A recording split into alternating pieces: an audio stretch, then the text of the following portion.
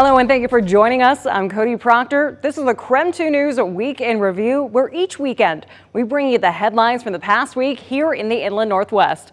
Let's get started with one of the biggest news stories of the past few days.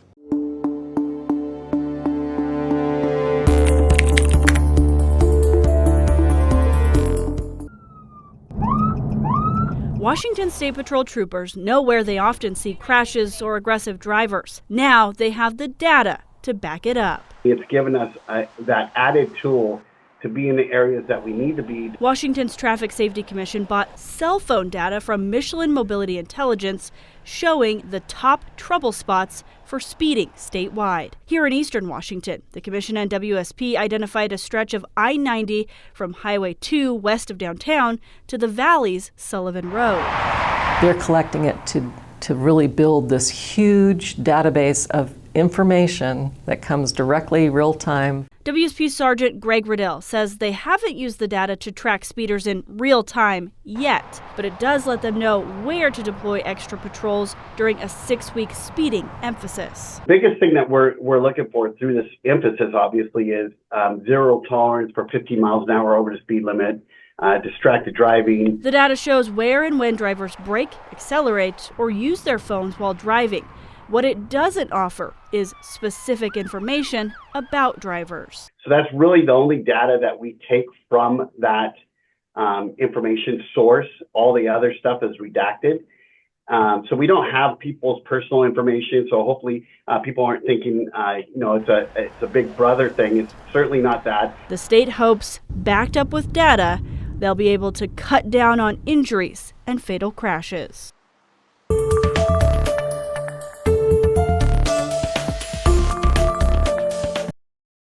Following the weekend airstrikes on Iranian targets, U.S. lawmakers are expecting to learn more this week about the operation.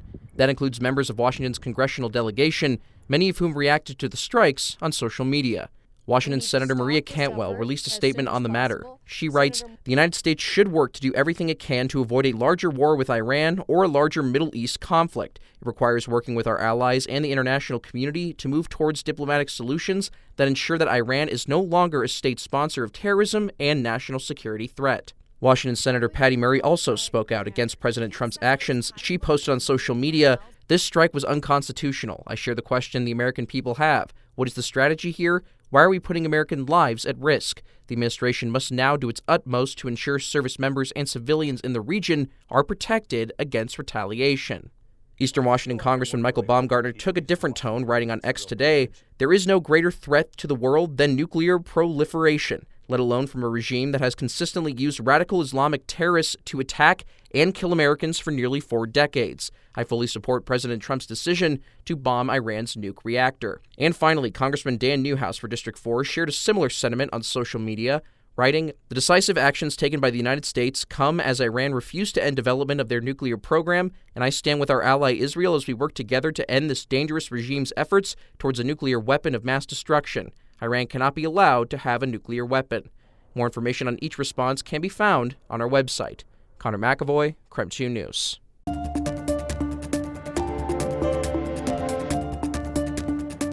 You put out a statement yesterday congratulating President Trump for a job well done. And can you explain why it's your belief the military strikes to Iran's nuclear sites were necessary? Well, the Iranian regime has been the number one state sponsor of terrorism globally and has been killing Americans for the last 40 years. And the idea that they would have a nuclear weapon is extremely dangerous. And the president has significantly degraded their chance of having a nuclear weapon. And that's making every American safer, and every American should congratulate him.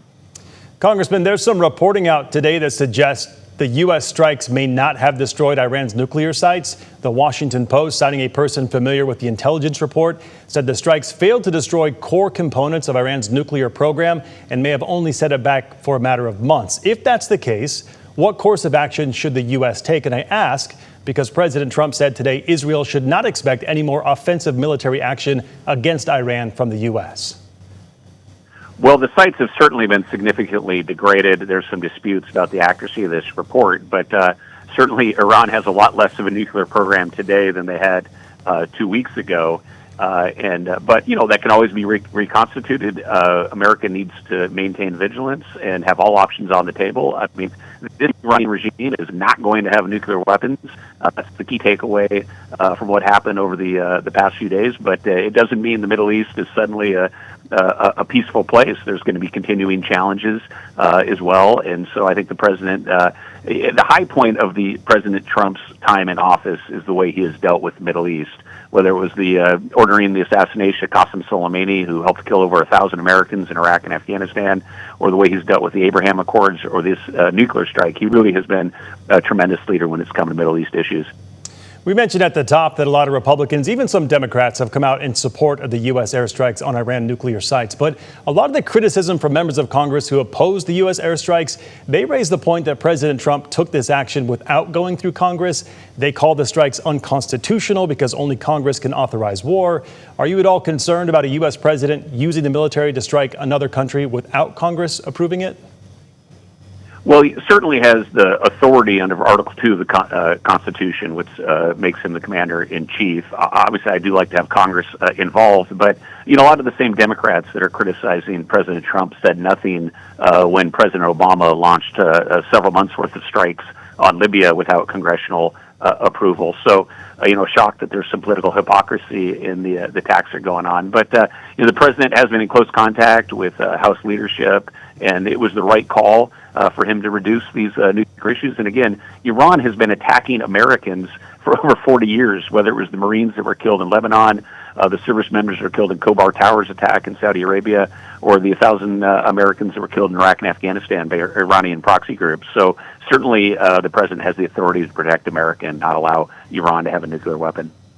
Congressman, I have time for one last question. This has kind of some local ties. I'm not sure if you're able to answer it or not, but I'll ask it. As you know, Fairchild Air Force Base, home to the 92nd Air Refueling Wing and its fleet of KC-135s. Can you tell us if they were part of this mission to refuel the bombers used in Operation Midnight Hammer? Well, I won't speak to any specifics on that, but we tremendously appreciate our refueling airmen and airwomen that work on the refueling mission. I was in Qatar about 2 months ago looking at our counterterrorism operations, and when I got back from Qatar in Iraq, I was out at Fairchild, and there was a fleet of tankers headed over to Qatar. So we continue to have the brave men and women of Fairchild Air Force Base out protecting us, and we really, really appreciate it. And one final note, Mr. Baumgartner, what's your message to Americans who might be worried or concerned that this may lead to some longer, prolonged conflict in the Middle East? Well, the Middle East is a dangerous place.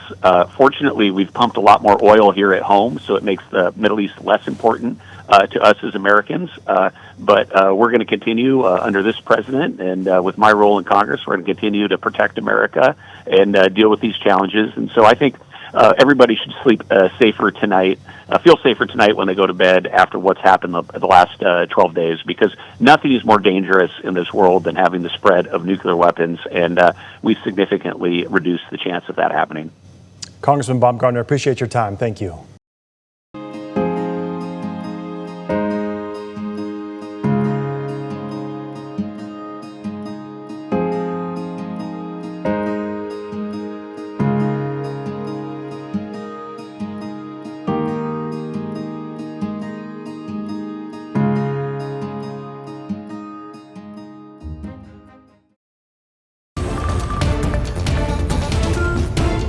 Welcome back to the KREM 2 News Week in Review. It's been a busy week across the inland Northwest, so let's catch you up on some of the news you might have missed.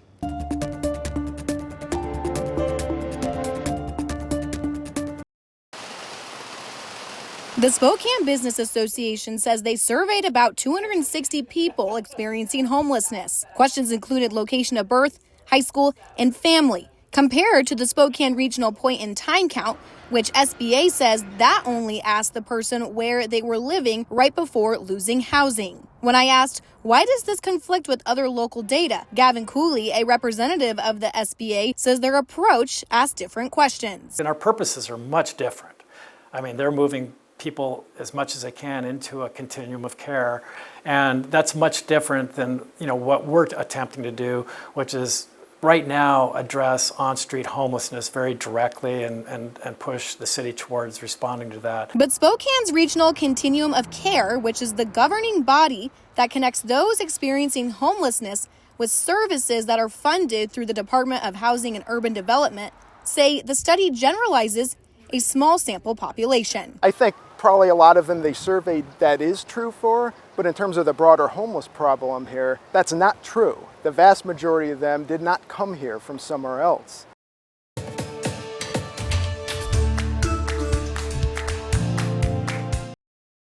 These court documents show that back on May 30th, the state issued a notice of intent to seek the death penalty against Rook, and his defense team has been fighting that ever since.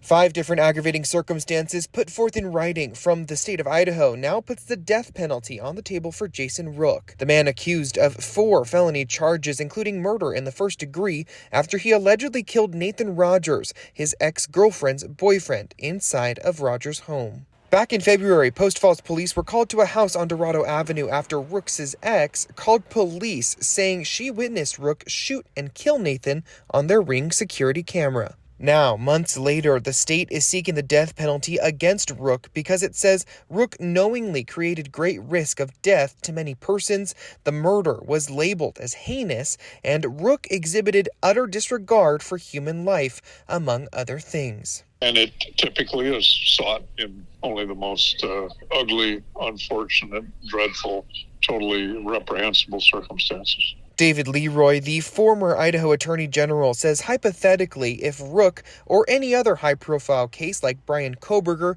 the man accused of killing 4 University of Idaho students, are convicted, the death penalty is not immediate and could in fact take years due to appeals in state and federal courts. There really is no average on those, except to say several or many is typically what happens in these cases. And that's one reason that there are so many more people on death row than there are executions everywhere in the United States. If a Kootenai County judge decides to dismiss the motion to take the death penalty off the table, the jury or court must find at least one of the 5 aggravated circumstances exist beyond a reasonable doubt before the death penalty can be imposed.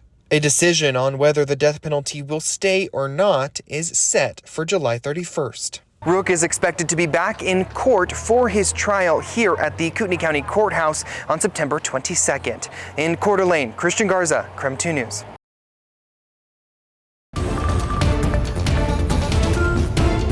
Thanks for joining KREM 2 News this weekend. I'm Cody Proctor. Right now, we're taking a look back at some of the news stories from the past week in this edition of the KREM 2 News Week in Review.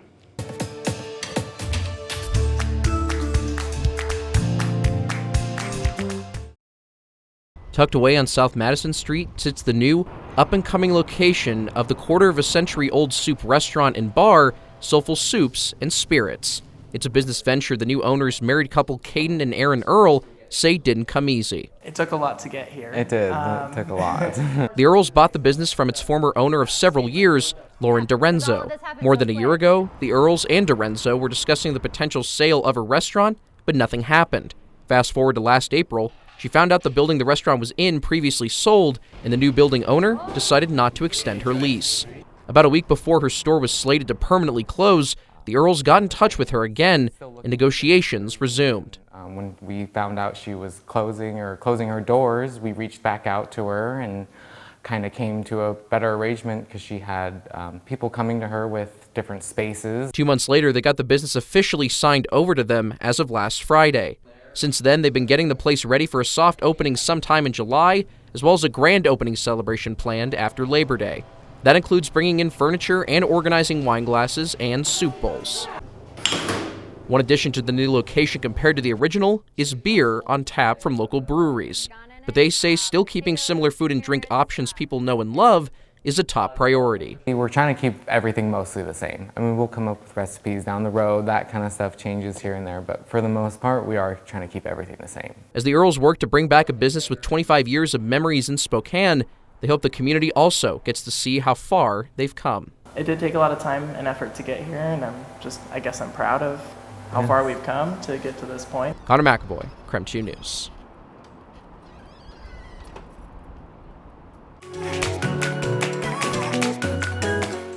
here at Jedi Alliance, which has just been voted via Newsweek as one of the top 15 arcades in the country.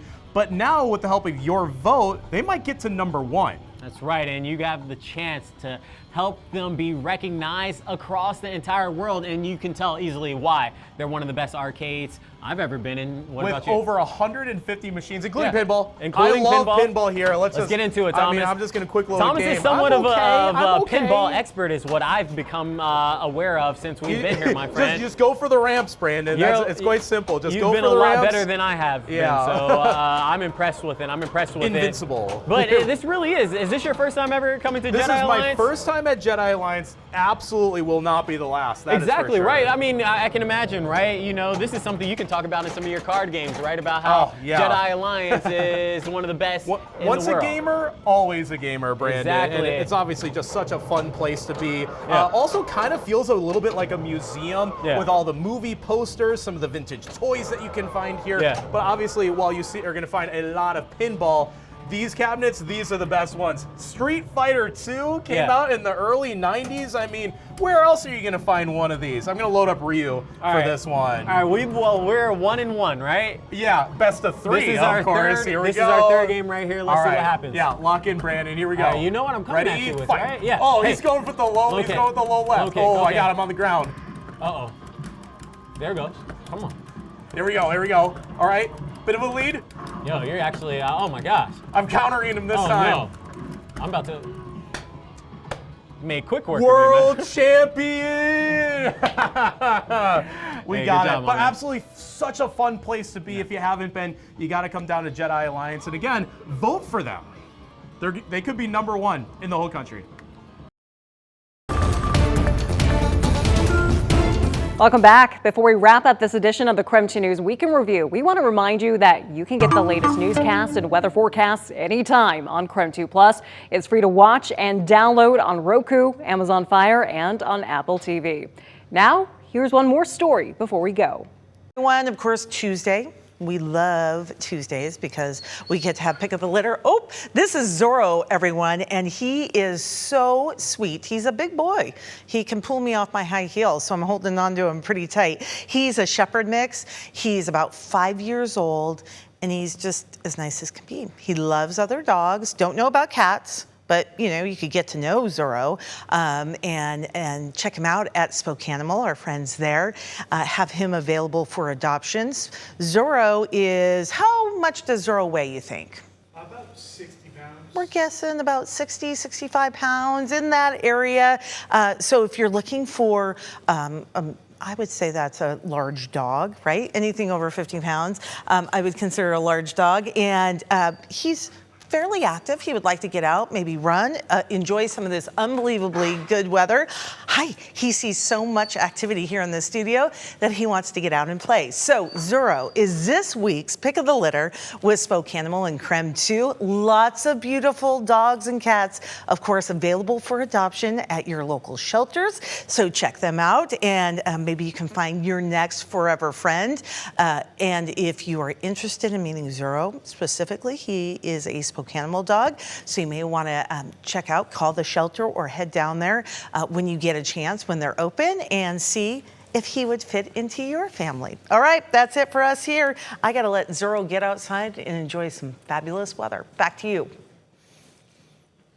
Thank you so much for spending a part of your weekend with us on the KREM 2 News Week in Review. Be sure to keep it here on KREM 2 for more news and weather updates. I'm Cody Proctor. Thanks for watching.